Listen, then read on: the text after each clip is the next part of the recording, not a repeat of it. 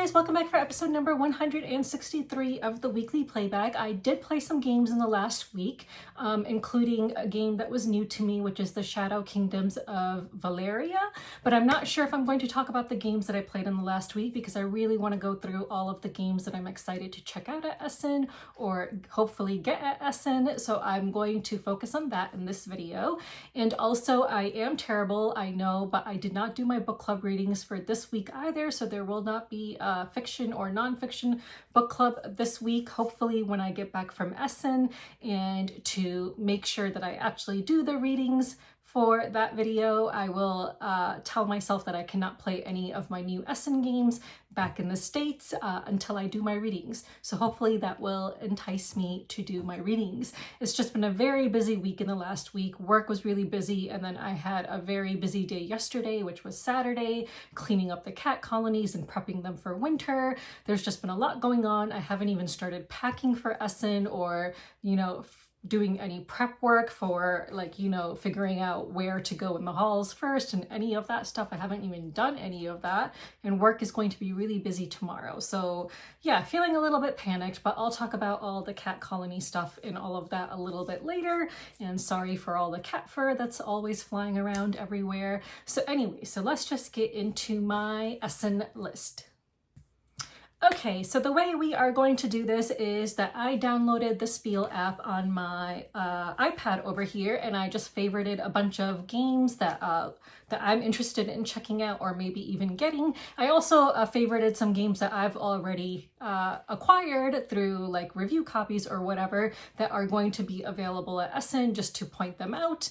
But this is not going to be in any specific order because the way that it's organized in the app is by hall, so it's not like I'm talking about the games that are most interesting or desirable to me first, but obviously if a game is one that I'm super interested in, you'll be able to figure that out, and I'll mention it, of course. So this one game that is showing as available was actually available last year at Essen, but I did not get a copy of it, and it was sold out by the time I tried getting a copy of it, and that is Altai Dawn of Civilization from Ares. So that's not a new game, but it's one that I'm still interested in maybe checking out. We'll see. The Hobbit There and Back Again, which is a roll and write game. So I'm interested in that. Who is the publisher? I believe it's Office Dog Games. I could be wrong. Yes, it's Office Dog. So I am interested in this game, but I know that it will be available in America as well. So, it's not going to be like high on my priority list. Like I know it'll be one that will be easier to get at some point in the US if I'm interested. There's this game called Agent Avenue Division M from Nerd Lab Games. I don't know if this is an expansion. Oh, it is an expansion, so you probably need the base game. And I've been interested in the base game for quite some time, and I have not been able to get my hands on it. So maybe if I can get my hands on the base game at Essen, I'll do that. We'll see. So this looks interesting. It's a Push Your Luck set collection game. So I don't know much else about it, but this is the expansion, so yeah. There's a game called Thesaurus from Elsner Games, which I've never heard of before. But yeah, so this looks like it's in German. Let me find the English version. Okay, so yeah, so this is from, the English version I guess is from Super Meeple. So this is an area selection, area movement, dice rolling, drafting, resource management, set collection, and worker placement game. So it says you take on the role of the head of a shipwreck salvage company in search of sunken treasures. It looks good. I don't know much about it. It's not super high on my list. It's maybe one of those games that if it's still there towards the end of the convention and if I still have space available, then maybe I'll get it. It's not actually really high on my list. One of the games that I starred I already have because I backed it on Kickstarter and it arrived already, which is March of the Ants, which I was really hoping to play last week, but I did not get a chance, and this is the Evolved edition. So this is from Weird City Games, designed by Tim Eisner. So yeah, I'm really hoping to play my copy of this soon. So that's going to be available at Essen.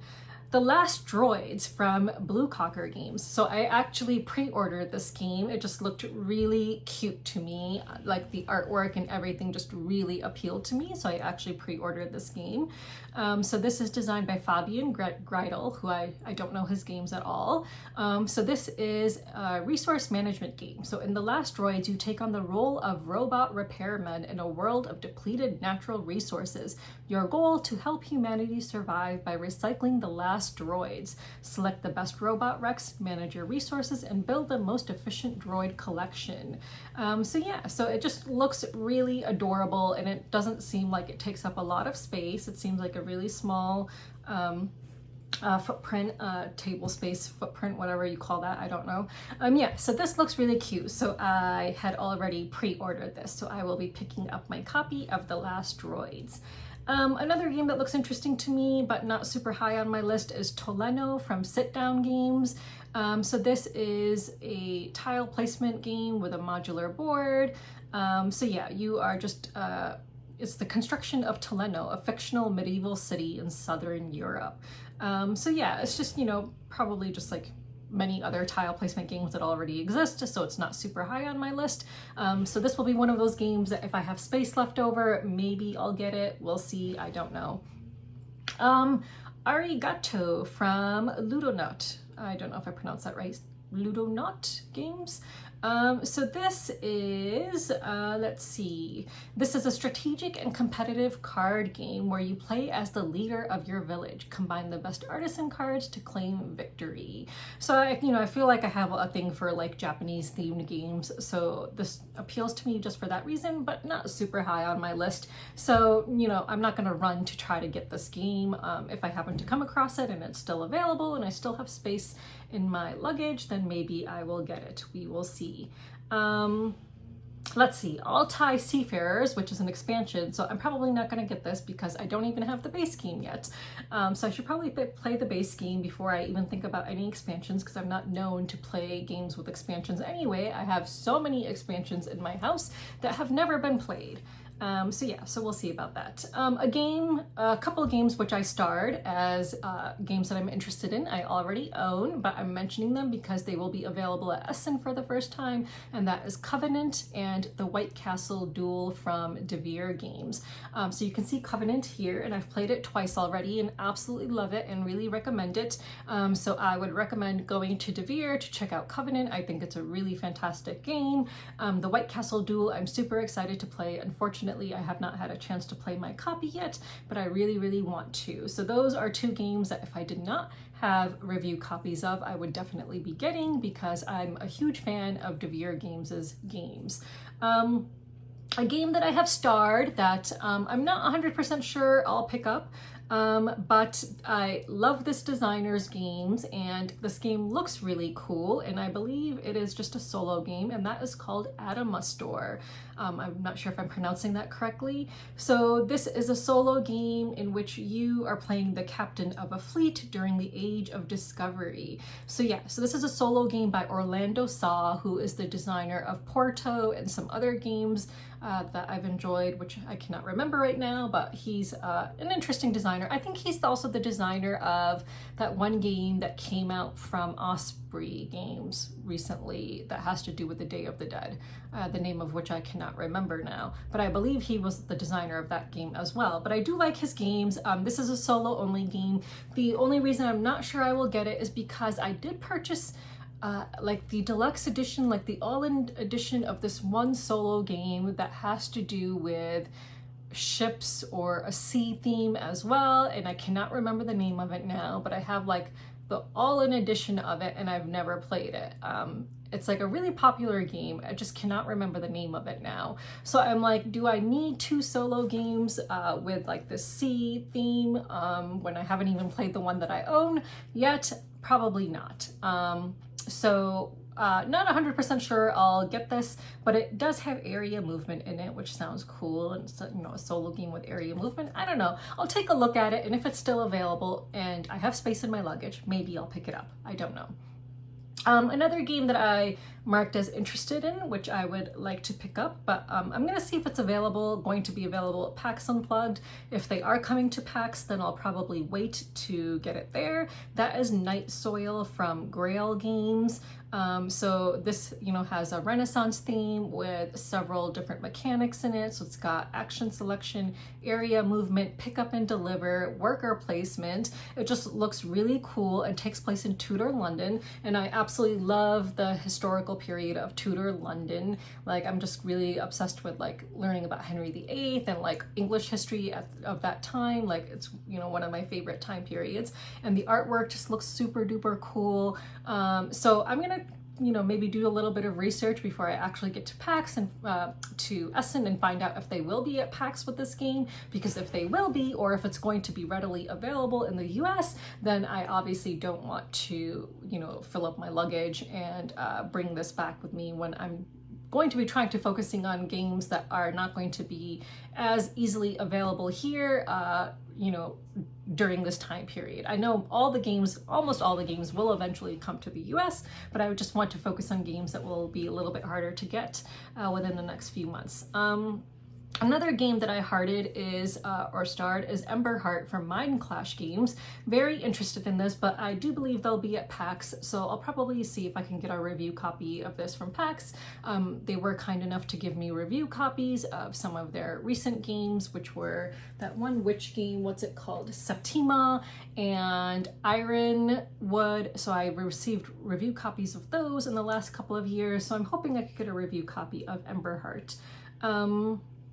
Another game that I marked as interested, but it's not super high on my list. I'll just take a look at it. If it looks interesting, maybe we'll see, which is Cultivo from Spiel Fable. I probably butchered that name, games. So this is a strategic building game with an innovative market mechanism and Mediterranean flair. So this is an area movement, modular board, resource management, trade, and worker placement game. And it's designed by Rita and Stefan Dora and Andreas Zimmerman. Those names don't really ring a bell, I don't know if I've ever played any games by them, but this looks cute. It's got, interesting artwork. Yeah, we'll check it out. I don't know if I'm gonna get it. So far, I feel like all these games I've mentioned that I'm really not super eager to get.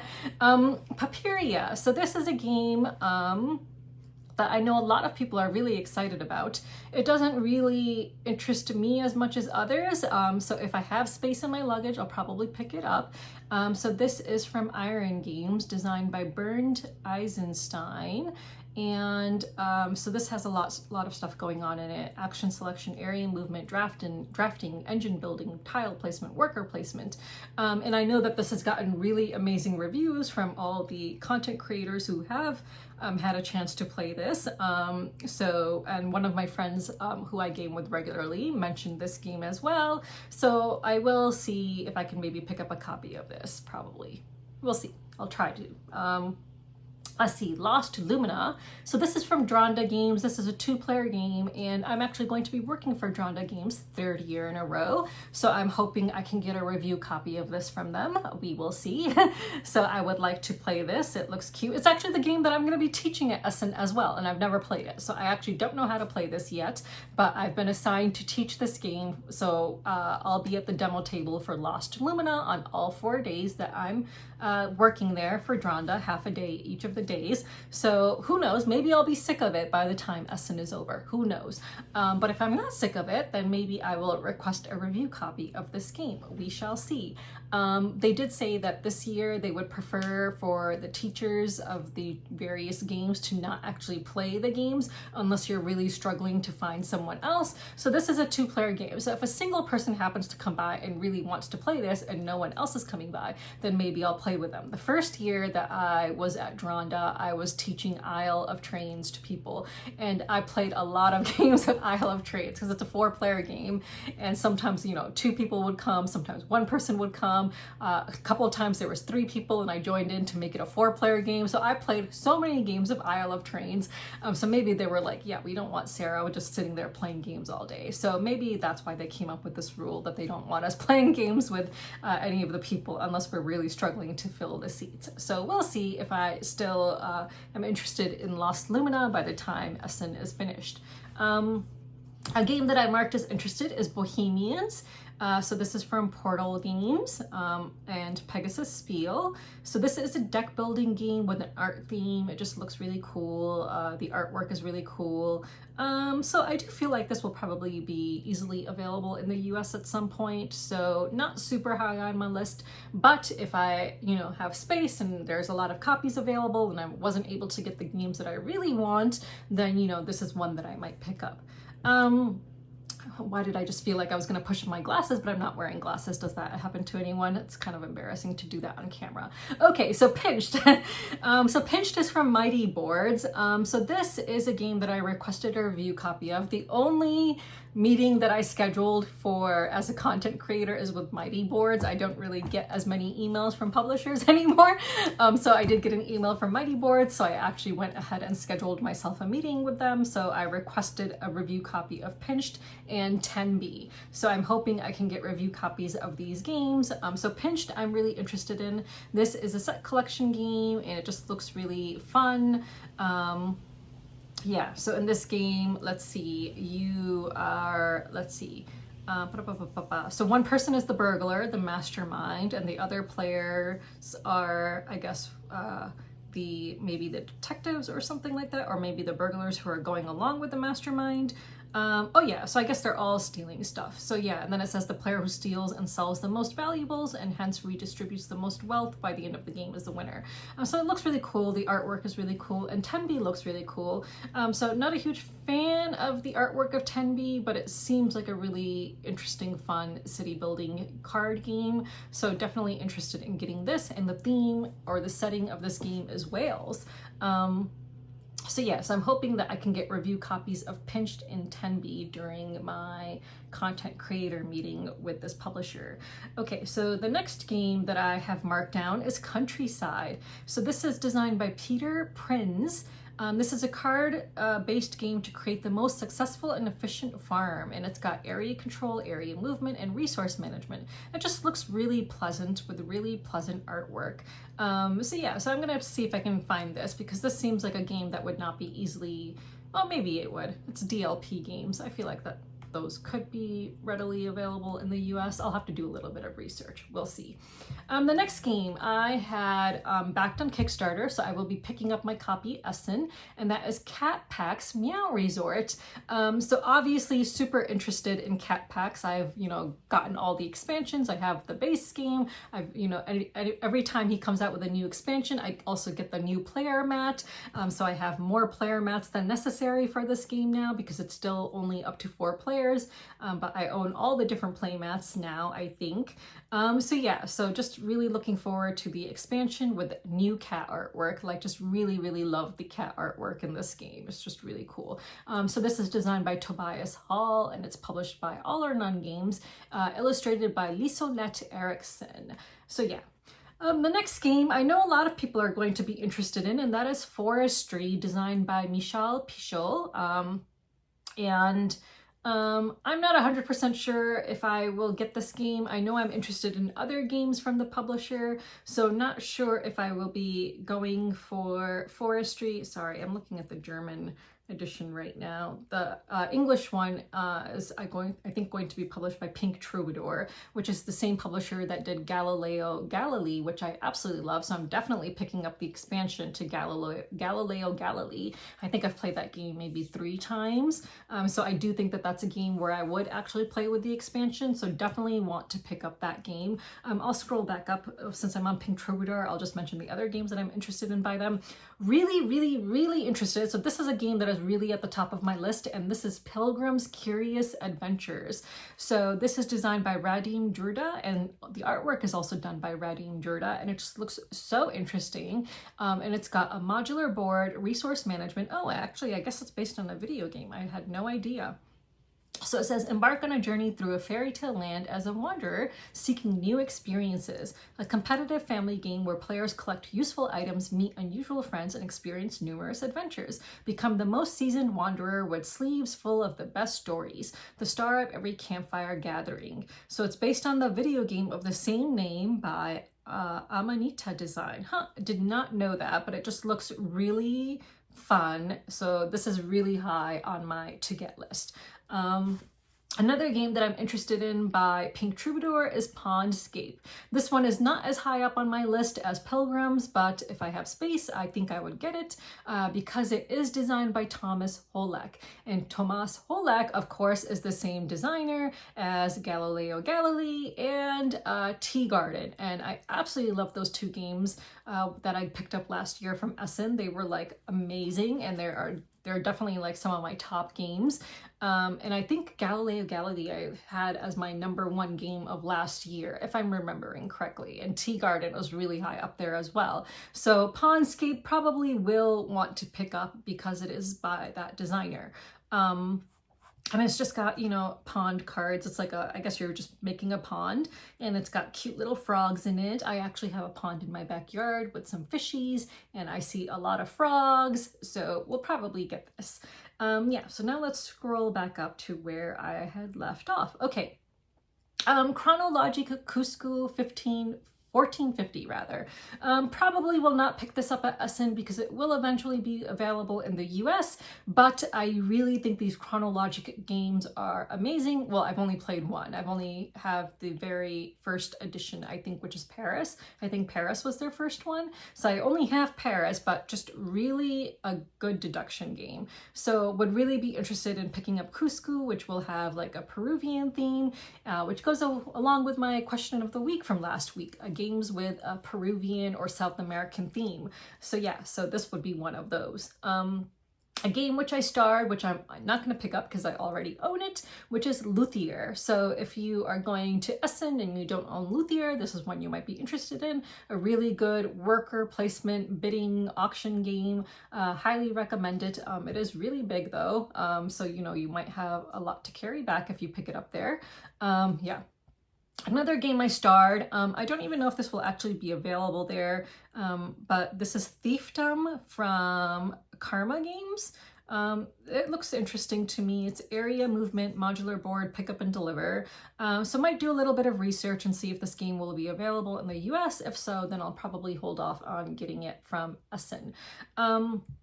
Another game I starred, which I've already played and discussed in, was it last week's video or maybe the week before? I can't remember. That is IR Children of the Sun. So this is from Osprey Games. Absolutely love this game. And from the trilogy, this is by far my favorite. So I'm very grateful that I received a review copy of it and that I already got to play it. And I definitely want to play this game again. Like I really, really want to play this game again so badly. So I hope my friends will be willing to play it again sometime soon because I did very badly in my play of it, and now that I think I know what I need to be doing, I really want to play it again. But just a really fun game, so I marked it off here. A few other games that I marked as starred that will be available at Essen, I believe, are Ada's Dream and Baghdad, the City of Peace from Alley Cat Games, who I used to have a good relationship with, but I've been kind of ghosted by the owner, so don't know about that anymore. But those two games I did cover for their Kickstarter and really enjoyed them. And Baghdad, the City of Peace is designed by Fabio Lopiano, one of my favorite designers. So I will have those two games coming to me when the Kickstarter fulfills in America because I was credited with review copies of those as part of my contract for covering those two games, which might have been the last games I covered from this publisher because, like I said, haven't heard from the owner in a long time and I have several messages which have just been unread by him.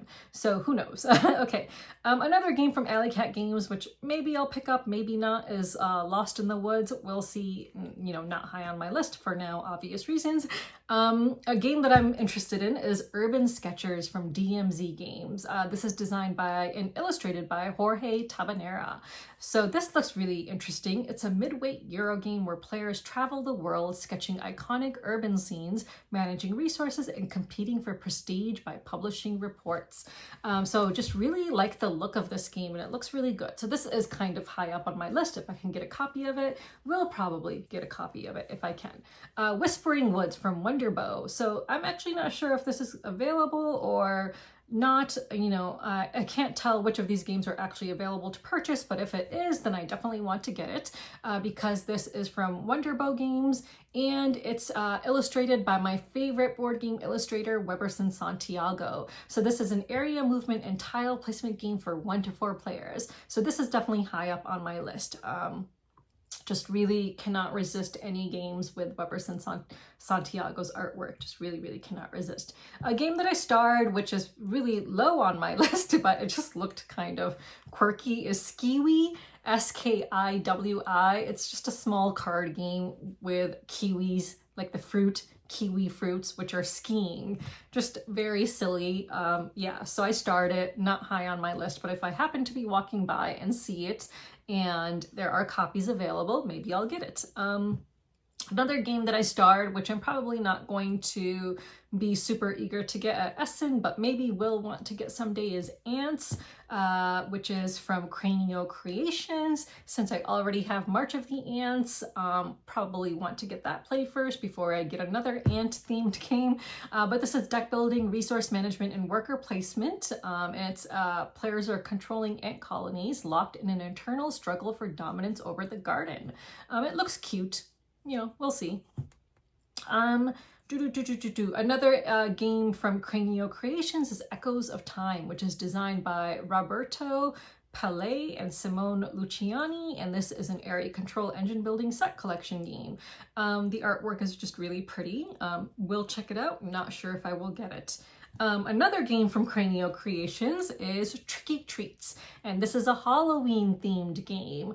Anytime I see a Halloween themed game, I get a little bit nervous because I'm designing a Halloween game and I'm trying to make the Halloween game of my dreams. And every time I see a Halloween game, I get really worried, like, oh God, what if they have the same idea and they're gonna make my game first? And now if I make it, then I'll seem like a copycat. But luckily this is not like my game, so I'm not gonna talk about my game and what it will be like, but it's not like my game, so maybe I'll check it out. But maybe I'll wait until, actually, since Halloween is coming up, and it will be coming up a few days after I get back from Essen, maybe I should pick it up and play this on Halloween, because Halloween takes place on a Friday this year, and I have my regular game night on Fridays, one of my regular game nights. So maybe I can pick it up and we can play it there. So it's for 2 to 4 players. So maybe it's moved up a little bit on my to get list for that reason.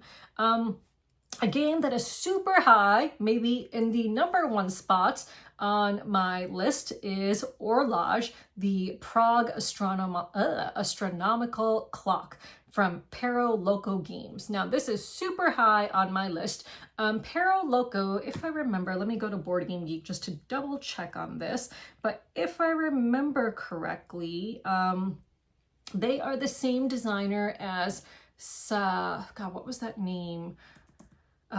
The name of this one game I picked up a few years ago at Essen with a Japanese theme.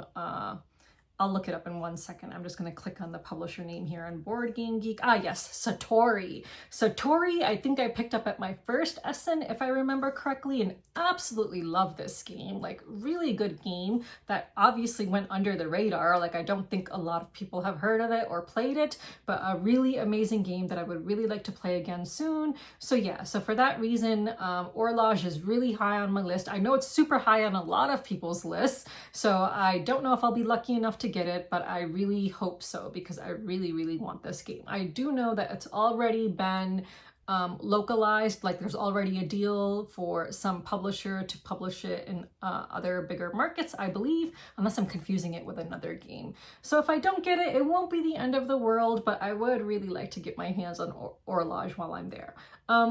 Actually, I think it was De Beer. If I remember correctly, I think I read an announcement from De Beer that they will be publishing Horloge. I could be confusing it. I don't know, so don't take my word for that.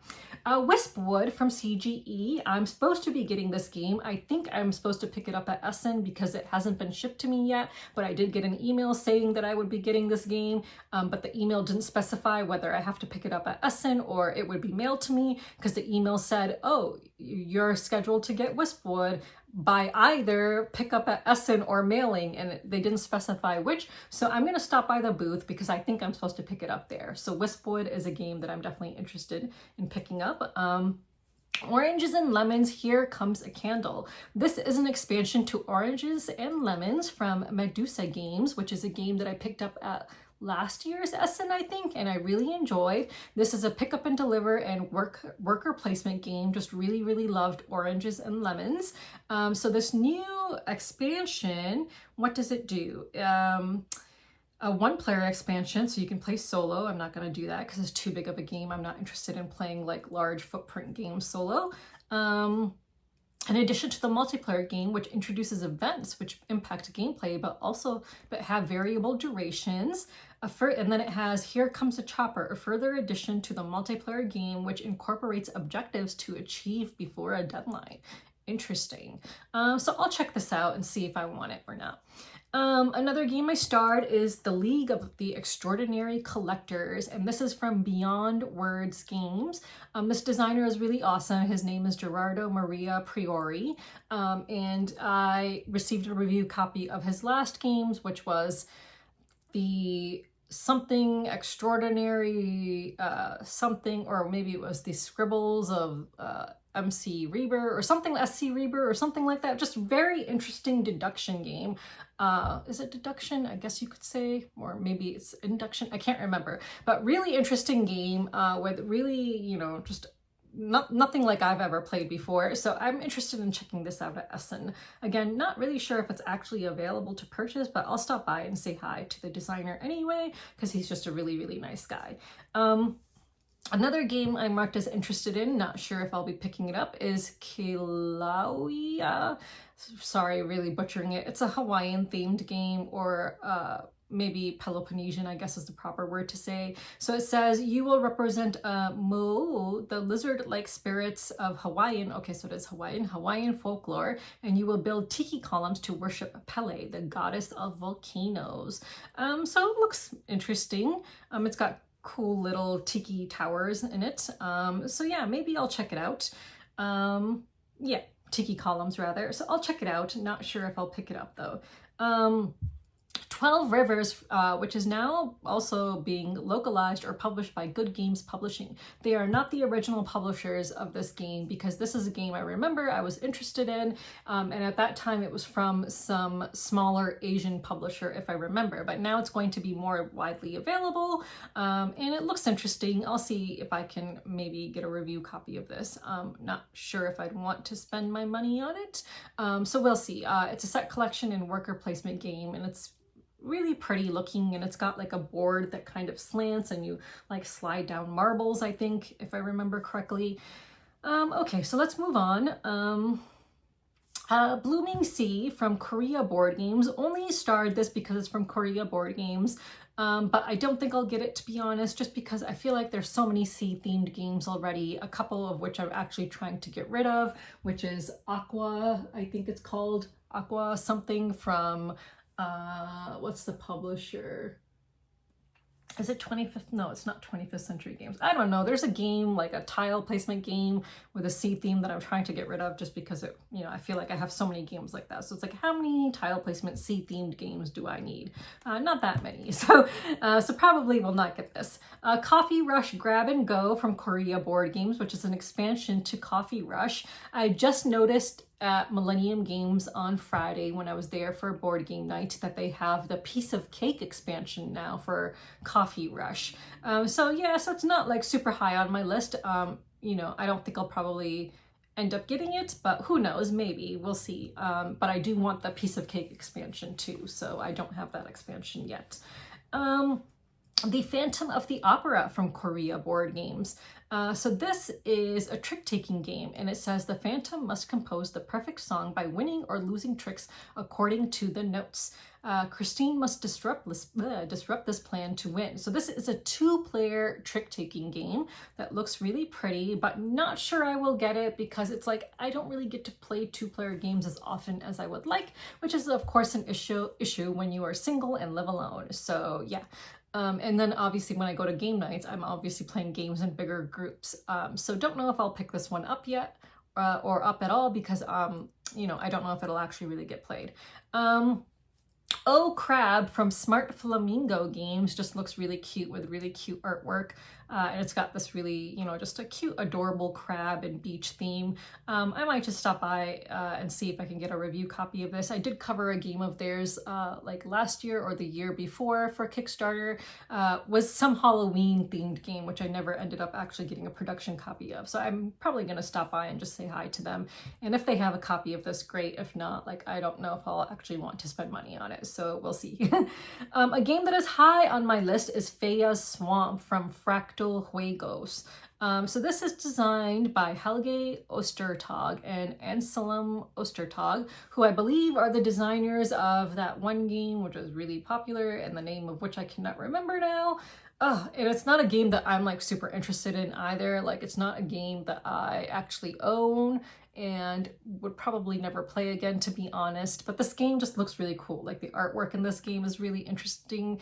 And it's an area movement, tile placement, and worker placement game. So really interested in Feya's Swamp. However, they only are bringing 160 copies to Essen, and they are releasing them all on the first day. There was no pre-order, so they're not even like staggering their copies and releasing a certain amount each day. 160 copies will go to the first 160 people in line on Thursday morning, and I am working on Thursday morning at Dronda Games. One of the other workers did say that they would cover my shift for half an hour so I can run and try to get this game. So I might try to do that and hope that I am one of the first 160 people in line, because if you are not, you are not going to get this game. You'll just have to wait until it's localized, which I believe it is going to be by Holy Grail Games, if I'm remembering correctly, or maybe I'm switching the name with some other publisher. But I do remember reading that it is going to be available at some point from some other publisher. So not the end of the world if I don't get it, but it is high up on my list. Some other games which are high up on my list, which I'm sure other people actually don't care about, are from Little Rocket Games. So I absolutely love the game Hens from Little Rocket. So I'm really interested in getting the expansion for Hens, which is Italian breeds. Hens is just a cute little tile placement set collection game about chickens. Just a really good game though, absolutely love it. And two other games that I'm really interested in getting of theirs are Crops and Lodge. So I definitely want to pick those up while I'm at Essen. I don't think that they'll sell out that quickly, so I'm not like gonna rush there to get them. So if I have, if I am there and they are sold out, then shame on me for thinking that they wouldn't sell out. But I am very interested in those games and would like to pick them up at Essen. Patty from Two Tomatoes Games. Am interested in this because of the theme. It's an area controlled tile placement game for 2 to 4 players. Not 100% sure I'll get it because I actually picked up their game. I have a game of theirs that I picked up at the last Essen or the Essen before, and I still haven't played my copy of that game. I know it's sitting here somewhere. It has the birds in it. It's some kind of like a stacking game. I can't even remember the name of it. But I have not even played that game, and I've taken it to game night several times. It's just never gotten played. So will I pick up Patty? Maybe, just because I really like the theme of this game and it looks really cute. The artwork is just so cute. Oh my god. So maybe I'll get it, and hope that it gets played, unlike the other game that I got from this publisher like last year or the year before. I can't remember. Okay, 2 games that I'm very, very interested in getting and will rush to get as soon as I get off of work on Thursday. Off of my shift at Dronda is Antiques and Oliva from Pythagoras. Now, Pythagoras is the designer of Cafe, which is a small little box game that I absolutely love. And then they came out with the other game that is by the same designers, that had to do with sardines and fish. I can't remember what it's called. So the third game in this like little series is called Oliva, which is about olive oil. So it's also designed by the same designers, Rolla and Costa. And this is a deck building game. So really interested in getting this. Like, I really need to get my hands on this game, because their games are difficult to get in America. And the other game that I really want to get from them is Antiques, which is designed by Fabio Lima. And this has a Madcala mechanic to it, from what I can remember reading about it. So you are taking on the role of a museum curator, competing to become the most prestigious art gallery owner. So super duper interested in getting Antiques. Like, these 2 games are really high on my list as well. So really want to get those.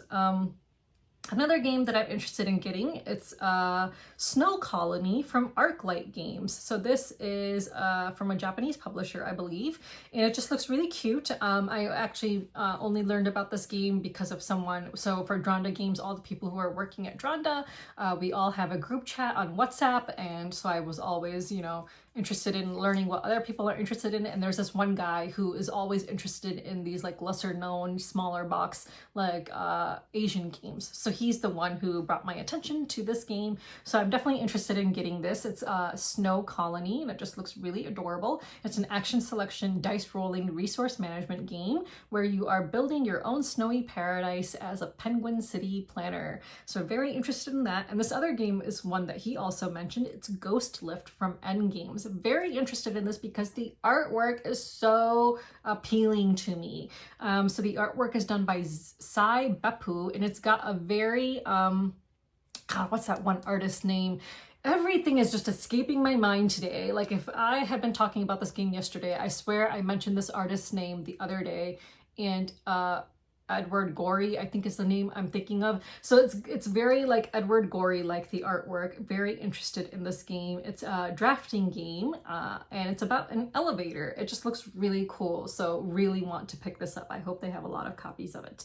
Another game I'm interested in, which I'm actually going to email the publisher and see if I can just get a review copy of it, because I have gotten review copies from this publisher before, and that is Botswana from 25th Century Games, because it's illustrated by Weberson Santiago, and it's about African animals. Like, oh, I really need this game. I really need this game. So I'm going to see if I can get a review copy of this from the publisher. We'll see. So probably not going to pick it up at Essen. Marked down Evergreen, Cherry Blossoms, and Bamboo expansion. Really love Evergreen. I think it's a really fantastic game. It's a game that will definitely stay in my collection forever, I think.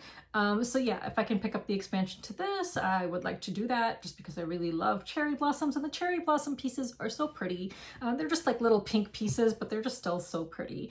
The Great Evening Banquet from Sashi and Sashi.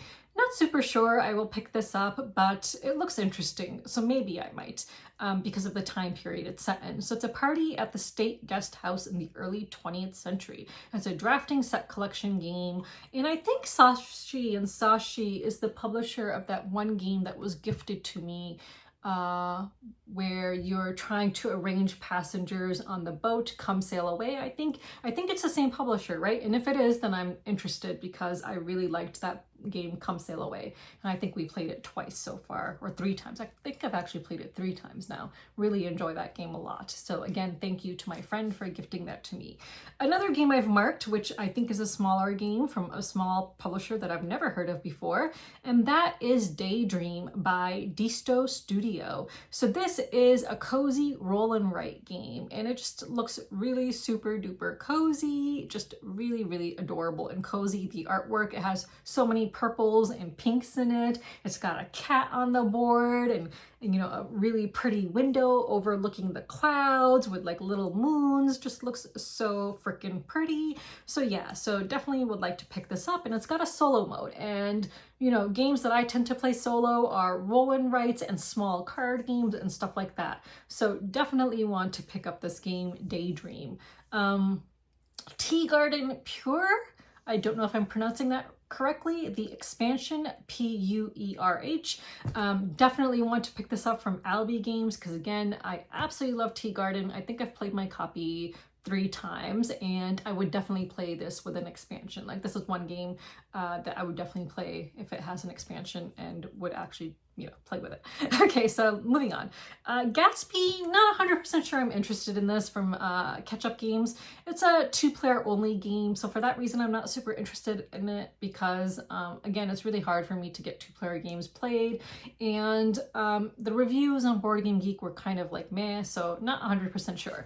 The next 3 games I've actually pre-ordered, because I was pre-ordering the expansion for Combo Castle, which I could not find in this app, by the way, but it was available for pre-order, so maybe it's not a new release because I couldn't find it in the Spiel Essen app, but it was available on the pre-order website. So I'm getting an expansion to Castle Combo, which is a game that I absolutely love and one of my favorite buys from last year's Essen. So while I was pre-ordering that, I threw in a couple other games that were available from the same seller. So the same seller was also selling the games Salamandra, Viva Katrina, and Ammonite. So Salamandra is published by BlackRock Games, or rather GRRE. Did I say 3 R's? It's supposed to be 3 R's. Maybe I said 4 games. So this is a worker placement game. And it has a salamander on the cover. It just looks really cool. It's designed by Johannes Guppy and Pierre Giroux. So I pre-ordered that. I pre-ordered Viva Katrina. The only reason I pre-ordered Viva Katrina because I was at the threshold where if I had added one more game, I would have been able to save like 10 or 15% on my total. And so I calculated whether it would be worth it to add a game that I'm maybe not as interested in. And you know, it would cost me, even though I would still be paying more than I would have been paying otherwise, there was a discount then. So I did some math in my own head and made it work. So I pre-ordered a Viva Katrina because in my mind I figured like, okay, I'm actually paying less for it because now I'm getting a discount. So yeah, so pre-ordered this as well. So this has a Day of the Dead theme. So you're immersing yourself in the festive and colorful atmosphere of Mexico's Dia de los Muertos. Yeah, so this will be good to play just before Halloween as well, and it's for 2 to 6 players, so perfect for game night that Friday. And the other game that I pre-ordered was Ammonite. So this is designed by Thanos Vasov, and it's published by, the vendor is BlackRock Games. So I think I pre-ordered all of these games from BlackRock, but the publisher is Spiral Editions. So this is for 2 to 4 players, and it's about deduction and risk-taking. So make better choices than your opponents by picking the right mushrooms and avoiding the bad ones. Just looks really interesting. Never heard of this designer, but the artwork is also very cool, so I was very interested in checking this game out. So I'm gonna pick that up as well. Yeah, and I think I've gone through the entire list I had on here. So those are the games that I'm interested in checking out at Essen and hopefully picking up. So we'll see how many of them I come back with. Obviously, I'm going to come back with the ones that I pre-ordered, but you know, let's see what other ones I'm able to come back with. I still haven't started packing, so I know that I can fit all of my clothes and toiletries and stuff in a carry-on bag, and then I'm gonna have one big suitcase, and I'm wondering if I should, actually it's behind me, oops, oh shit, I just knocked over my drink. Oh, so you can see behind me, I have my All Play carrier, the one that has the wheels so you can actually wheel it. I don't know. I'm gonna have to sit here and count the number of games. Like, I'm wondering if this will be enough or if I should also stuff this into a larger suitcase and then have one large suitcase and this stuffed into it, and might have to bring back both. Like, I don't think I'm gonna come back with that many games that will fill an entire large suitcase plus this, but I don't want to end up with too little space as well. So I'm really conflicted on what to take in terms of luggage for bringing back games. I'm wondering if one large suitcase will just be enough and I can just leave this behind. I really don't know. Really unsure of what to do. So yeah, so really need to figure that out. If you have any ideas before the end of Monday, I guess, let me know, because I'll be leaving Tuesday. My flight is Tuesday night, and I'll be leaving for the airport very early, like on Tuesday afternoon, and I'm driving to Toronto airport, so this is my first time that I've decided to fly out of Toronto, and then I have a layover somewhere in Germany, in Munich, I believe, and then Munich to Dusseldorf, and then I'll have to take a train from Dusseldorf to Essen. It's gonna be a long day of travel, but let me know if you have any suggestions, but you have to let me know quickly. So it's not on you guys though, I will figure it out. I guess better to have more than less. Yeah, so maybe I'll just go on the safer side and stuff this bag into a larger suitcase just in case. We'll see. But anyway, those are all the games that I'm interested in checking out at Essen and hopefully purchasing. So let's see what I end up with when I make a video when I return. So let's move on. So let's go on to games that I am backing. So currently, let me go to my profile on Kickstarter because I don't really tend to back many things in GameFound. And if I did, I probably wouldn't even remember to talk about them. But anyway, so on Kickstarter, I'm currently still backing Midsummer Night, a game of partners, paths, and fairy potions, which I talked about in more detail in my last video. So you can check that out if you're interested in. And that, I'm backing the Obsession Rules Compendium Victorian Big Box and Playmat. And very happy that Dan Halligan has donated an entire collection of Obsession for the fundraiser, the raffle fundraiser that I'm organizing for Rock Cats, which will happen at FlagCon. So I'll talk more about that a little bit later, but very generous of him. I'm backing the expansion to Tomton, the Traveler expansion, because it was only $3, and I actually put the game on my cull pile. It's a Christmas game that is just way too easy to play, and just, you know, I just felt like there wasn't enough game there for me to be interested in it. So why am I backing it? You know, it's $3, maybe that's why, but also I was like, if I do want to sell it, maybe I'll have a better chance of selling it if it's complete. So I'm spending $3 in hopes of maybe completing my Tomton to make sure it has everything in case anyone is interested in buying it. I don't know if that's just really dumb, but yeah, so I'm spending $3 to get the Tomton expansion. It's just a couple extra cards, whatever. And then I'm backing Dreadful Meadows, Candy Cove, and Deluxe Goodies because I absolutely love Dreadful Meadows. It's one of my favorite Halloween time games. And I did play it recently at an all-day game day, like not this past weekend, but the weekend before. So yeah, so really excited about this expansion. And then I'm backing Honor's End from Ivy Studio at just a $1 pledge manager level to hopefully be credited a review copy of this game. And Ivy Studios usually does do that for me. They're really nice. And they also made a really generous contribution to the fundraiser, which I'll talk about in the cat section of the video. So those are all the things that I'm currently backing right now. So now let's go on to new arrivals. So this is a game that I had backed on Kickstarter. I can't remember if I showed this in the last video or not, but here it is because I can't remember now. And that is Madcala, a Wonderland's War game. Do not like the owner of the publisher of Druid City Games. I think he's kind of an ass, but I really wanted this game, so I backed it. So this is from I already mentioned it, the names, they're up here. So this is a Madcala style game. So really interested with an Alice in Wonderland theme. So for that reason, I just really could not resist.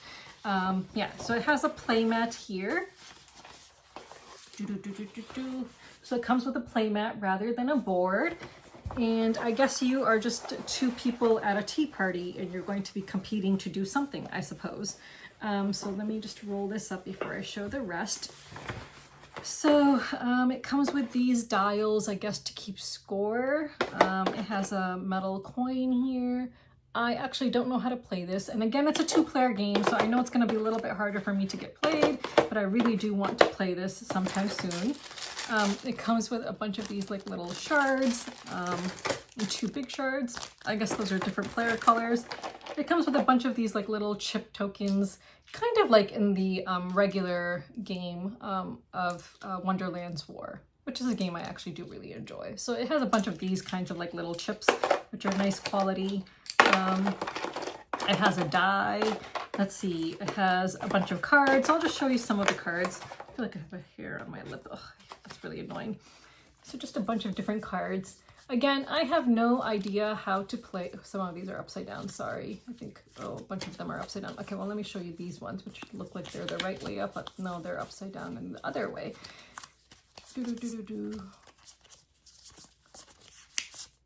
So yeah, a bunch of these. Those have this back to them. And then these cards, which were upside down before, you can now see. So again, do not know how to play this, but really excited to play this. And then I think I had backed it and it comes with like some other like small expansion or something. So that arrived. So really looking forward to playing this at some point. But again, it's a two-player game, so I really need to arrange some time to play with some other person my two-player games because I really, really want to play that. Another game that I backed on Kickstarter arrived, and I guess I backed in the all-in deluxe edition because I was a bit surprised when I saw this arrive with it, and I guess I totally didn't realize that I backed it with this because I'm not really a fan of these wooden inserts and having to assemble them. So yeah, I should really pay more attention to what I'm backing. So yeah, I guess I'll have to, like, make this at some point so my money doesn't go to waste. But yeah, so it came with this wooden organizer, and it's gonna be able to then store both the base game and the expansion in the main box, which I guess is good, because right now I can't store everything in the main box. And in fact, I couldn't fit even all the players' components in the bottom sections of the insert, and there's a little bit of box lift because what I did is I put all the players' components into 4 baggies and put them on the very top. So there's different factions in this game. So different players have their own different, oh, I've got a cat scratch there that I did not notice before. So yeah, so let's see, some metal coin. And then I've got the rule book, which is pretty hefty. It's a really hefty rule book. And then the solo rule book, never ever playing the solo. I mean, that's really hefty, like holy crap. And then it's got some of these, like, I guess player aid sheets, but they're all kind of different. So I guess you have to share. And then a big board, which I'm probably not going to open because it will be probably hard for me to open. It's pretty big, but I'll just show you a little bit of it. The artwork is really cool. So that's just a tiny snippet of the board. And then I'll show you the inside of the box, what it looks like now. So now it looks like this. And then you have like these are some main components. And then players have their own individual faction boards, which look like this. And they are dual layered, which is really nice. I really like the player colors in this game. And then we've got some of these like cardboard tiles. Oh, I guess these actually go with the players as well because they come in 4 different player colors. So these belong to the different players as well. And then one that goes with the main board, I guess. And then we've got some other components. So these are some components that are like the main components that will be used by everyone. We've got some like tokens and other stuff. And then a whole bunch of cards. So for the cards, each player is going to have their own cards. And I backed it, again, the deluxe edition. So it came with all the different sleeves for all the different types of cards. So I'm just going to show you the cards for the purple faction because obviously I'm going to play as purple. So is that upside down? Let me see which way. Okay, so yeah, this one goes like that, I think, or like this rather. And then just the artwork is just so incredible. Just really a huge fan of the artwork in this game. So yeah, so I backed the edition with the sleeves. And again, every person has their own set of cards. So I accidentally took up some of the blue players' cards, sticking those back in. And then it looks like there's a set of cards that will be used by all the players, like the main deck or whatever. And those look like this. And there's a whole bunch of smaller cards as well. Like there's just so many cards in this game. I'm not really going to show you all of them, but there's just so many.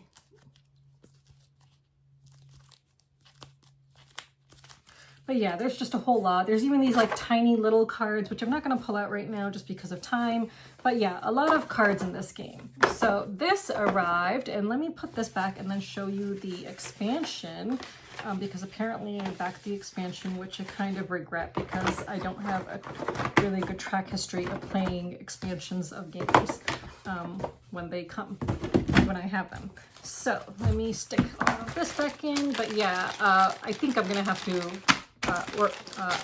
assemble that organizer because otherwise everything will not fit. So the expansion is called the Wild Kingdom expansion. The box looks really pretty. Like, look at the box, just so pretty. And then inside we have an expansion rulebook, and then these boards are so beautiful. Like, look at that. Like, that is just so beautiful. I really love the artwork on the expansion so freaking much. Like, the colors just looks really, like, just gorgeous. And then it's got a bunch of these components. Like, let me show you 1 second. So this is what the inside looks like. And then it's got a bunch of different kinds of these things, like in different shapes and stuff. So don't know what those are. So there's a number of those. And then what else do we have? Oh yeah, and it comes with really nice metal coins.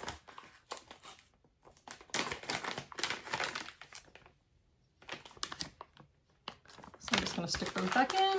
And then a baggie and some like, you know, cardboard tokens that I punched out and some cards. And some more tokens here, whatever those are. So yeah, don't know how to play the expansion, but then there aren't too many cards, but here are just some additional cards that will be added to the game, I guess. And there's more cards, but I'm not gonna bother showing those.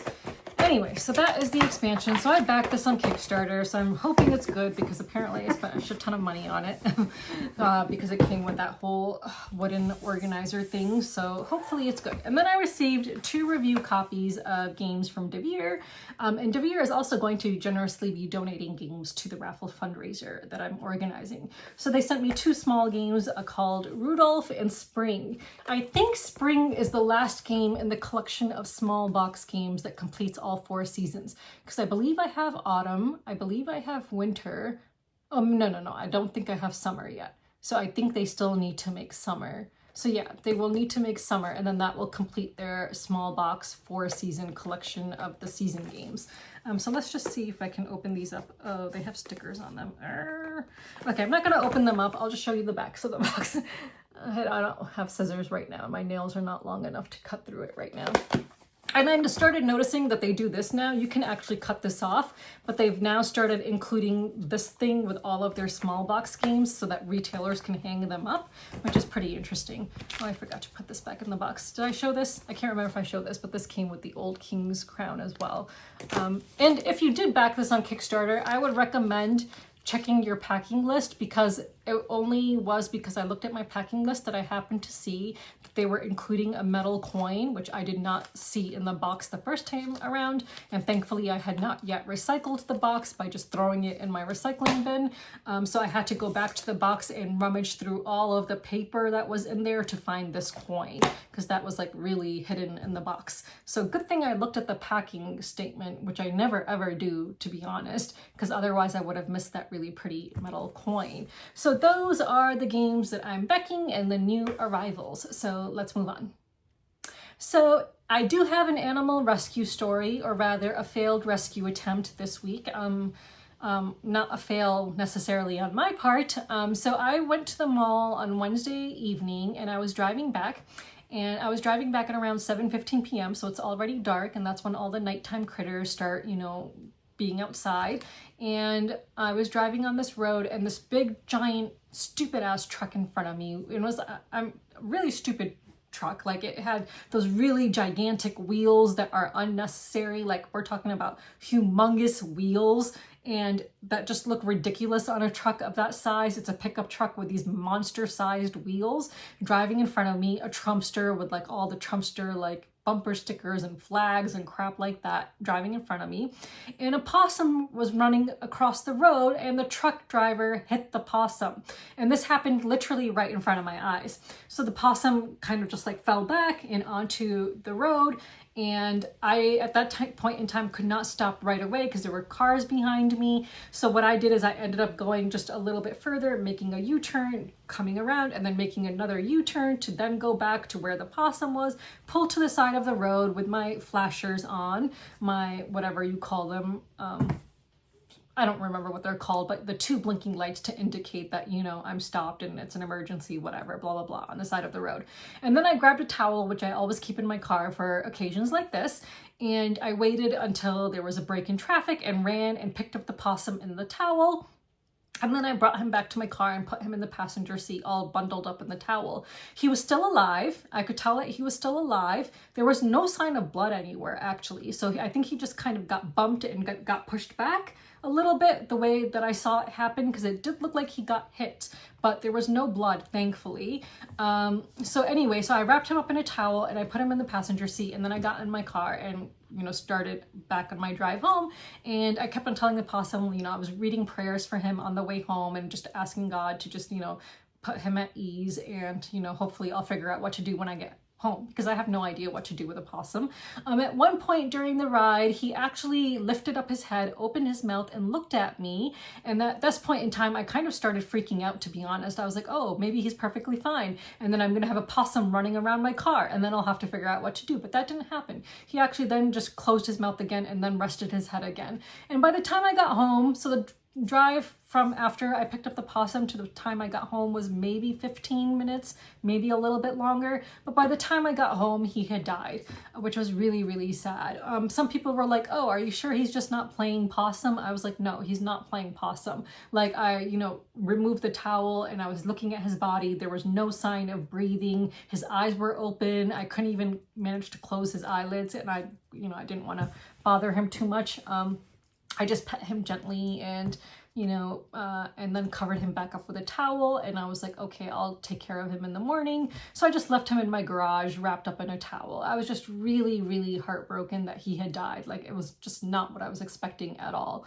I really thought he was going to make it. And I was just so excited at the prospect of rescuing a possum and then releasing it in my backyard and having him live in my backyard, and I would be able to feed him every day like I feed the raccoons in my backyard. I was really excited because I don't ever see possums where I live, like in my neighborhood, like around my house, and I've always wanted to have possums in my backyard. So I was really excited about that prospect of, like, healing him and then having him live in my backyard forever and ever. But unfortunately he died. So people were like, oh, maybe he's playing possum. He wasn't playing possum. So I left him in my garage wrapped up in the towel, and then the next morning I went to my garage, and by this time his body was really hard because what's that process called when something dies? Your body just becomes really stiff. I can't remember. I'm just at a loss of words today. Like, I just cannot remember words today. So that happened to him. So I took him to my backyard and I went to the farthest corner in my backyard and placed him there because the ground was too hard to dig. So I went back with a shovel, just impossible. Like, I just do not have the strength to dig the ground. So I just placed him in the farthest corner because once a body starts decomposing, the smell is really bad. I just know this from having cats, and I think something had died underneath my deck during the summer, and there was a really bad dead body smell coming from my backyard for weeks until it finally went away. So I knew that I needed to put it far away, this possum. So I placed him in the farthest corner of my backyard and then just covered him with a bunch of leaves, and of course read some prayers for him, and and then that's it. So that's his burial. So really, really sad. So, again, I'm talking to the choir here as usual, but, I just wish that people would be more conscious while driving on the road, be mindful of wildlife. We share this planet with wildlife. We've intruded on their land. We've built roadways through their homes, through their forests. We have to share this planet, and we should be respectful of wildlife and slow down and try to avoid hitting them when possible. And if you have the ability to stop and take care of wildlife when you see animals in need, I just feel like people just don't do that. And I'm just tired of, seeing so many humans just not step up and do their part. So anyway, I'm just really sad about that possum. So I tried and unfortunately was not able to save him. I think it must have been internal injuries because, again, there was no blood anywhere. I think he just kind of hit the wheel and then just kind of bounced back. Or someone was saying maybe he died from shock. Like, maybe he was so scared that he had a heart attack and died. Someone said that that's a possibility. I don't know.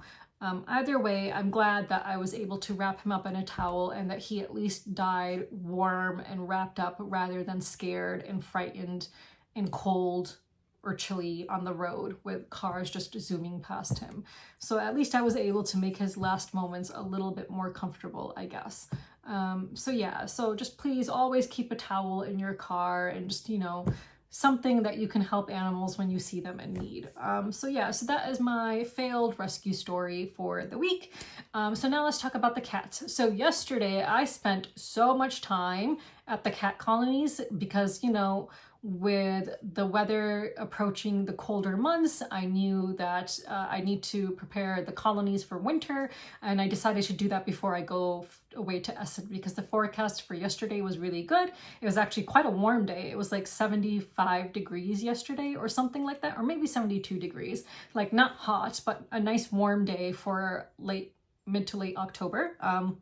So spent all day, oh my God, first I did a bunch of yard work, like, because I don't use pesticides in my yard at all because I don't want to harm any wildlife. And pesticides, sorry, I feel like a preacher, but again, you know, pesticides, yes, it might make your yard look beautiful. Yes, it'll help you avoid growing all these weeds and crap like that, but it's harmful to wildlife. So I do not use any pesticides or anything unnatural in my yard. So of course I have a shit ton of weeds and I have to constantly cut down these weeds. So again, the weeds had grown really tall and they're always, you know, getting, they're like always, they're like kind of like these vines, which end up, you know, going around other plants and circling them, or whatever you call it, entwining them maybe is the word, I don't know. So it's a lot of work to cut down these weeds because there are a shit ton of them. So first in the morning, that's what I did. I was de-weeding my backyard, preparing my pond for winter. So cutting down the tall reeds, whatever they're called, growing out of my pond because there's so many of them. So I thought to make my life easier in the spring, I should cut down the weeds right now, not the weeds, the reeds right now. And so that way when they die, they'll just be little tiny ones and I won't have to worry about them because in springtime, anyway, I'm just babbling. So I did that in my yard and then I went to the colonies. And then at the colonies, I removed all the old straw, put in fresh straw, cleaned up any garbage there was. I also took my really big weed clippers and things like that and cut down a bunch of branches that were like growing in the way of shelters, were maybe posing a risk to shelters in case it snows a lot or rains a lot and stuff like that. So it was a lot of hard work. Like by the time the day was over yesterday, I was so sweaty, so tired, so gross, like just really, really gross from like doing all of this work at both colonies and in my yard. So the colonies are all prepped now for winter. So very grateful about that I managed to get that done on a nice day. So fresh straw in all the shelters and everything. So they're all set for winter. So yeah. So cat colony update, fundraiser update. So now I've received donations from some other publishers. So as I mentioned last week, Garfield Games donated the entire South Tigers trilogy. Ivy Studios has donated a copy of Brink, as well as both volumes of Mythic Mischief 1 and 2, and a Mythic Mischief playmat. And again, all of these games are brand new. Kayenta Games has donated an entire Obsession collection, including the metal coins, and that includes all of the expansions. Amazing. DeVere said that they would be donating games. I don't know which games yet, but I'm very grateful to them for their donation. So we'll see what they end up sending. Bad Comet Games donated 1 copy of Shallow Sea, and then Dronda Games is donating 6 copies of that one flip and right game, roll and right, flip and right game. Oh shit, what's the name? I can't remember the name now, but they're donating 6 copies of one of their smaller games. It's like a flip and right game. I think that's the game. So they're donating 6 copies of that. What else? I think that those are all the publishers so far that have donated games, and I'm not sure that any more will. I might try reaching out to some others. There's a bunch of publishers I never heard back from. Maybe I'll just send a follow-up email, but I also don't want to just bug people and get on their bad side either. Yeah, so we'll see. So it's shaping up to be a good fundraiser, but you know, I want to entice people to buy raffle tickets. So I'm going to be donating a lot of my own games to the fundraiser to, you know, just beef up these game stacks that people want to buy raffle tickets for, and hopefully raise enough money that way. So I have a shit ton of games. So I'm just going to see from all the review copies I have, which ones to donate to the stacks of games for people to buy raffle tickets. Yeah, so we'll see. I'll keep you posted on that. FlagCon is not too far away. It's the weekend of November 8th. It's going to be happening sooner than we think. So yeah, so we will see what happens with that. So that is the cat colony and raffle fundraiser update. And if you have any suggestions or anything like that, please feel free to leave them in the comments below or email me. If you think that there's a publisher who would be interested in helping out, please let me know the name of the publisher. If you have contact information, just whatever. I'm happy to get help in any way I can to try to raise as much money for Rock Cats as I can. And again, Rock Cats is the organization that helps to rescue stray cats and then also spay and neuter and stray cats. So yeah, so that is the update there. So let's move on. So as I mentioned in the beginning of the video, there is no book club for either fiction or nonfiction this week. It's just been a really busy time and I am so sorry. I know I really have no credibility when it comes to book clubs anymore. But again, I will, as I mentioned in the intro of this video, I will not play any of my new Essen acquisitions in America because I might end up playing them in Germany at the hotel. So I will not play any new Essen acquisitions in the USA when I return until I do my book club readings, so that when I make a video after I return from Essen, and I'm getting back to the US on October 27th, so there will be a video the following Monday. So yeah, I will not play any new Essen acquisitions until I do my readings. So that will force me to do my readings and there will be book club when I return. So again, very sorry about that. So just hang on to your, memories about what you read until then. Okay, let's move on. So this week's rant of the week is going to be really short. I mean, the updates are that, with the ceasefire, we've seen Israel break the ceasefire a million times now. No, obviously not a million, but I think it's been like over 40 times now that Israel has broken the ceasefire by killing Palestinians, not letting aid trucks through, and so much more. They have bulldozers demolishing homes still in Gaza. So as the ceasefire is supposed to be in place, you have Israel still killing people, still preventing all the aid from getting through, and still demolishing homes so that they can turn Gaza into a resort. And what do we see? We see Trump issuing a letter saying that, oh, we've gotten intelligence that Hamas is going to break the ceasefire, and when they do, they will be sorry, blah, blah, blah. It's like no one even gives a fuck that Israel breaks the ceasefire because it's expected of them, right? It's like, it's status quo. It's status quo for Israel to break ceasefires, to not pay attention to any agreements, to just ignore international law time and time again. So, no country like the US, of course, is paying attention to what Israel is doing. Like, if it was Hamas that killed 11 people on a bus rather than Israel, it would make headlines all over the world. But because it's Israel that did it during the ceasefire, obviously it's not making headlines. Like, it is just so fucking infuriating. I fucking hate Israel. I hate Israel so fucking much. So this is not over. Like, people like me have been saying, like, we were not celebrating the ceasefire because we knew this would happen. Like, you have to be utterly stupid with your head in the sand to think that a ceasefire meant anything, to think that it meant, that things were suddenly going to change for the better for Palestinians. Obviously, it doesn't mean that. Like, there have been so many ceasefires in the past that Israel has always broken. It's always Israel that breaks the ceasefires. And now all the hostages have been returned, and during the, as the genocide was ongoing, which it still is, people were always like, oh, just return the hostages and this can all end, right? No, all the hostages have been returned. Hamas's bargaining chip, the one bargaining chip they had, is gone, and they're still being killed. Like, surprise, surprise, we knew this would happen. Yeah, so just, what can you say or do? It's just so infuriating. And what's utterly infuriating is the No Kings protest. Like, are there, most of these protests, if you look at the photographs and who attended around the United States, it's people who are, consider themselves to be liberals, Kamala Harris supporters, and there was like no talk of Palestine, no protesting for what's happening in Palestine still, you know what I mean? And it's like, you see so many signs at these No Kings protests that say, if Kamala were president, we'd be at brunch right now.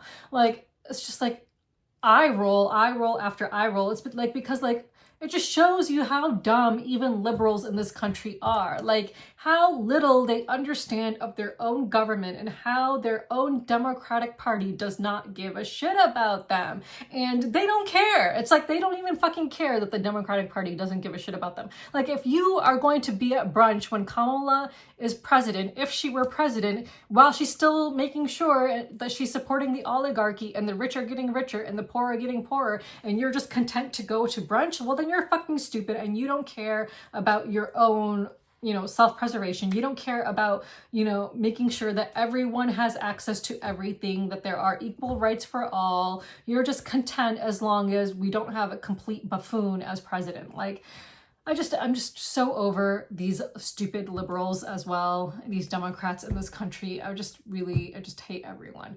I just really, really do. So yeah, so that is the state of the world right now still, you know, and obviously we've seen what's happening in Chicago with the ICE raids and everything.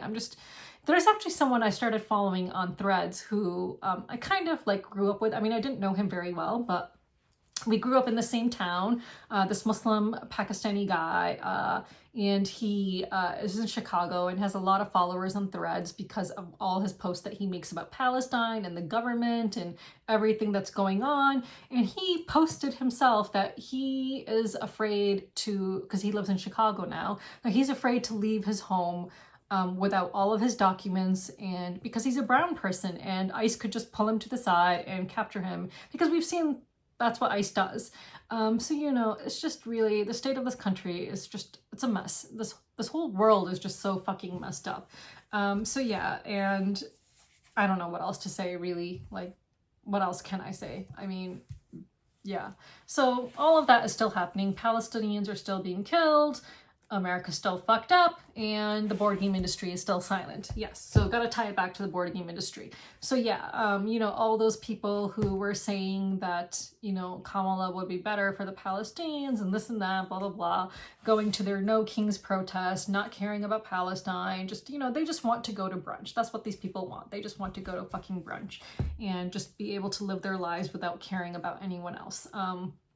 Yeah, so still angry, still obviously angry about all of this. Yeah, and I'm waiting to see who are all the people who are going to be supporting the Zionist publisher, Burnt Island Games, or rather Kids Table Board Gaming, sister companies owned by Helena Kappel, when they release their new Kickstarter, which will be happening, I think, early next month. So let's keep an eye on who's going to be supporting all the Zionists. And also, there's that one Zionist asshole who lives in Israel, Shai Filet, on Instagram, who is still posting the most Islamophobic, bigoted, racist things against Arabs and Muslims on his Instagram stories, and people still continue to follow him. Like, it's just, like, this industry is just so fucking stupid. I hate it. Yeah. Anyway, as I've mentioned before, Islamophobia and racism against Arabs and people and Muslims of different ethnicities is the last kind of racism that's really still acceptable in the US, that you can get away with by being openly racist. And yeah, because, you know, again, you can't get, you know, and around decent people, you can't get away with being, for example, homophobic or transphobic or racist against Black people or racist against Asians, East Asians, you know, so those things are obviously very frowned upon. But, you know, you can easily get away with being Islamophobic and racist and bigoted against Muslims of different ethnic backgrounds. Like, that's still perfectly acceptable in the USA and in the board game industry, apparently, because people are still following this asshole who just constantly posts the most vile things in his Instagram stories about Muslims and Arabs. Yeah. But no surprise, because he's a Zionist living in Israel. So yeah. Oh, actually, I do have an update. I kind of forgot to mention this. So about a week ago, I can't remember when it was, I could probably check. Alex Radcliffe from Board Game Co. messaged me. So he was like, oh, I just realized that we're still friends on Facebook and I don't feel comfortable with that because you've attacked me in your videos. So I wanted to send a note to you before I unfriend you on Facebook. So, I mean, that was nice of him to give me a heads up that he was going to unfriend me, I guess. You know, kind of shocked it took him this long. Like, how did he not realize we were friends on Facebook this whole entire time? But maybe he had like thousands of friends. Who the hell knows? I don't know. So so this was on October 13th that he sent this message.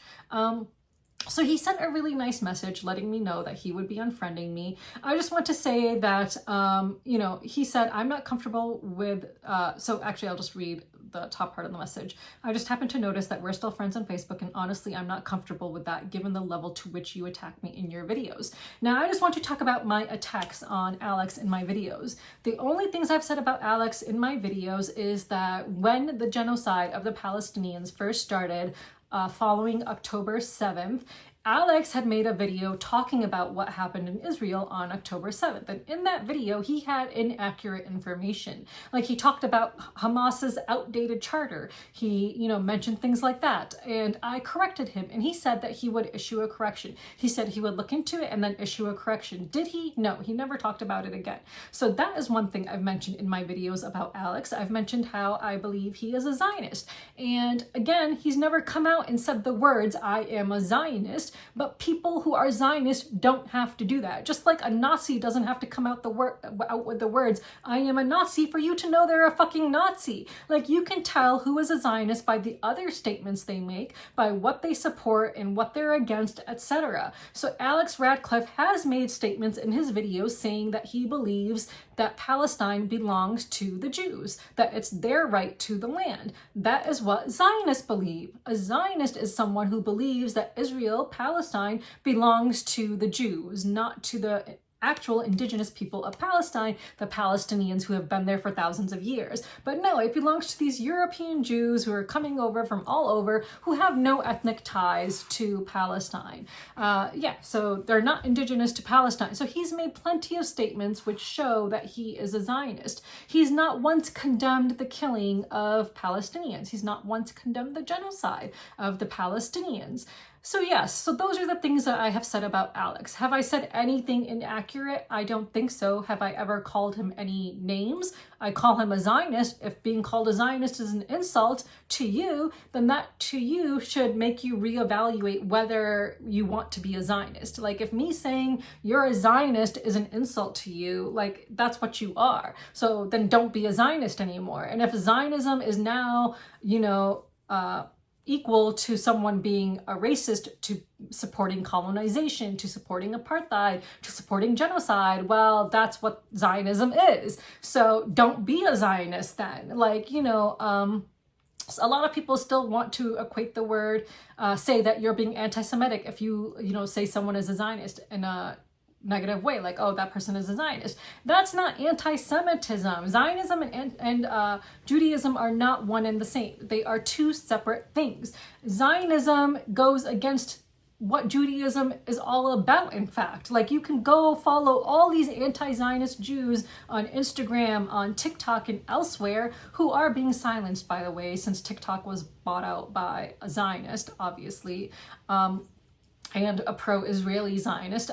There's a whole bunch of news about that, about how TikTok is, and this has been going on as the genocide has been going on, about how media is being influenced by Zionists, being bought out by Israel, being controlled by Israel, how even journalists on Instagram, Palestinian journalists, who one just recently got killed, and then shortly thereafter Meta wiped out his entire Instagram account to erase history, to erase all the documentation of the genocide. This is what's happening as we speak. They are trying to erase this genocide from everyone's memory as we are living and seeing this right now. So, Zionism and Judaism are not the same thing. Zionism is a colonial ideology that was developed thousands of years after Judaism came into existence. They are not the same thing. You can be Jewish without being Zionist. You can be Zionist without being Jewish. They are not the fucking same thing. And if you are against Zionism, you are not anti-Semitic. And for fuck's sake, Arabs are Semitic people. So if you want to talk about anti-Semitism, let's talk about the genocide on an entire Semitic people, where over 60,000 Palestinians have been killed in this genocide. No, sorry, not 60,000, 600,000. Over 600,000 Palestinians have been killed in this genocide. So Alex said that I attacked him in my videos. I don't see them as attacks. Me saying that someone is a Zionist is just telling the truth. Like, if you are a Zionist, that's what you are. I haven't called him stupid. I haven't called him any names like I do with Eric Lang and Suzanne Sheldon and Rodney Smith, all those other people who I really fucking hate.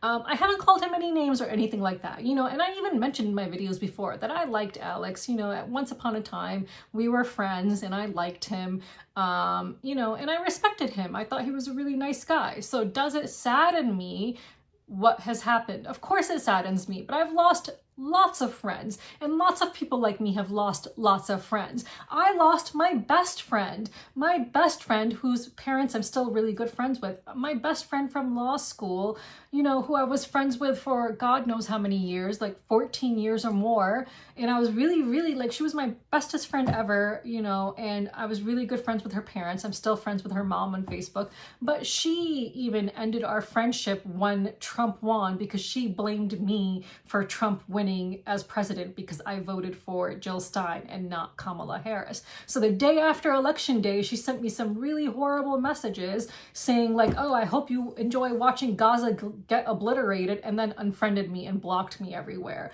because I didn't vote for Kamala, because I voted for Jill Stein. And this is someone whose mom is Jewish, but very staunchly anti-Zionist and anti-genocide. Because again, we're still friends, and we're still friends on Facebook, me and her mom. And, you know, they're all atheist. So yes, her mom is Jewish, and her dad was from a Catholic background, but she was raised as an atheist, as a very staunch atheist. Like, her parents are extremely atheist. Like, when I say extremely atheist, like, the mom is just constantly posting stuff about all religions, how all religion is bad, how all religion, she has this one phrase that she uses all the time on Facebook whenever she makes a post about religion, about how just all religion is just terrible. I can't remember what the phrase is that she keeps on using over and over again, but she's constantly posting about how religion is just the worst thing ever. So they're, you know, very strongly atheist. But when the genocide of the Palestinians started, I noticed my friend trying to become kind of more Jewish, kind of like relate to her Jewish side a bit more. And she started, you know, saying things like, oh, as a Jew, I'm really afraid in America. You know, I feel really in danger. So we had some conversations about that. I saw her, this is back when you could still see posts that people were liking on Twitter. That eventually stopped. Like, today, if you go on X on Twitter, you can't see which post someone has liked, but back then you could. And she was liking posts that were basically denying that a genocide was happening and things like that. She was liking posts that were saying things like, oh, Jews are unsafe in America and things like that. Whereas anti-Zionist Jews will tell you time and time again that no, they don't feel unsafe in America. And if they ever did feel unsafe in America, it's because of the actions of Israel. It's because of the actions of Zionists who are making Jews feel unsafe anywhere. It's not, you know, for any other reason that they would feel unsafe. But anyway, so, you know, we didn't talk for quite some time then, and then elections happened, and she blocked me out and then said, I hope you enjoy watching Gaza get obliterated. And that was literally like the last thing she said to me. And it was really hurtful. Like, this is someone I consider to be my absolute best friend. I just, you know, and our friendship ended because of, you know, me not wanting to vote for Kamala because of the genocide. So I'm still friends with her mom, and her mom is strongly anti-genocide and has read many books on my recommendation. She's read Genocide Bad on my recommendation. She's read The 100 Years War in Palestine on my recommendation. She's followed different journalists on my recommendation. She's watched different documentaries on my recommendation. She's constantly posting about the genocide of the Palestinians, more so than she ever did before. She's been learning a lot more. So I'm just really happy that the mom actually seems to really care when, unfortunately, it seemed like the daughter just didn't. And, you know, it's really unfortunate because, you know, I miss her, but, you know, the point of all of this is that lots of people have lost friends because of this genocide. Lots of people have seen sides of people that they didn't know existed, or sides of people come out that, you know, were hidden deep down beneath them. And this genocide has just kind of made those things come to the surface. And that happened with the person who I consider to be my absolute best friend. So I still miss her, and it really, really sucks, but that is life. So, you know, will I miss being friends with Alex? We haven't been friends for quite some time now, but, you know, I liked him, and I'm sad that it turned out this way. It saddens me when I see people who I once upon a time liked be Zionists and know that they are okay with Palestinians being killed, with Palestinian babies being beheaded, and so much worse. One of the things that we've seen from this hostage exchange, and be mindful that the people who are being returned to Palestine are hostages too. you know, the media keeps on referring to them as prisoners. Yes, they were kept in a prison, but they are hostages. Israel routinely kidnaps Palestinians and puts them in prisons and tortures them and never charges them with any crime. These people, the vast majority of people, have never done anything to deserve being put in prison. And so many of them have been returned to Palestine with their bodies burned, with incredible wounds all over their bodies, and their bodies are really badly burned. Like, I've seen images of the bodies being returned, just horrific. You can see evidence of rape. You can see that their organs have been removed, which has been known for quite some time, that Israel harvests organs of Palestinians. Just the most horrific things. And imagine if bodies like this were returned to Israel. If Israeli hostages had been returned to Israel like this, the world would be in an uproar. But because it's Palestinians, the world is fucking silent. It's just infuriating. The amount of dehumanization that has happened, that has taken place, it's just, how do you fight against that? And it's, again, by reading as much as you can, by watching as much as you can from actual news sources, not biased shit that is shown in America, and educating the ones closest to you, and then hoping that they educate the ones closest to them, and so on, and word will spread.